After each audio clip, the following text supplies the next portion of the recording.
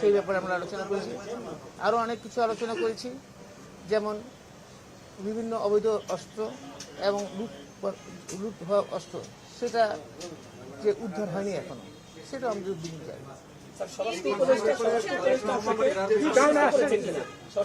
অবশ্যই অবশ্যই করছে, বরং অত্যন্ত সৌহার্দ্যপূর্ণ, অত্যন্ত সুফল, মানে অত্যন্ত ফলপ্রসূ আলোচনা হয়েছে।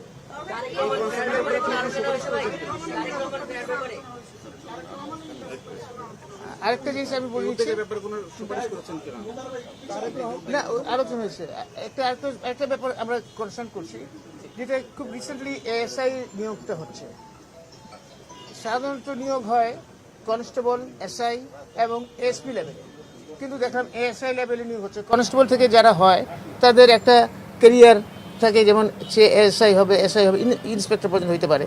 আবার এসআই লেভেলে যারা হচ্ছে তারা এসআই থেকে ইন্সপেক্টর হয়ে ডিআইজি পর্যন্ত হয়েছে, অনেক উদাহরণ আছে। আবার এসপি থেকে তো আইজি পর্যন্ত হতে পারে, কিন্তু এখন এএসআই পর্যন্ত সেটা একটু বিভিন্ন জায়গায়, কারণ কনস্টেবলদের মধ্যে একটা বিভিন্ন রকম একটা অবস্থান দেখছি, সেটাও একটা আমাদের উদ্বিগ্ন। সাবেক স্বরাষ্ট্র মন্ত্রী হিসেবে আপনি কি মনে করেন দেশের আইন শৃঙ্খলা পরিস্থিতি এখন ভালো না খারাপ, আপনি কি মনে করেন?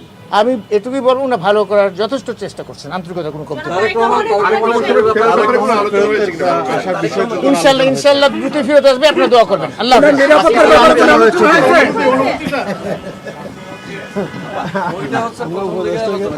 আইজিপি ছিল, ছিল, এরকম মিটিং হয় না।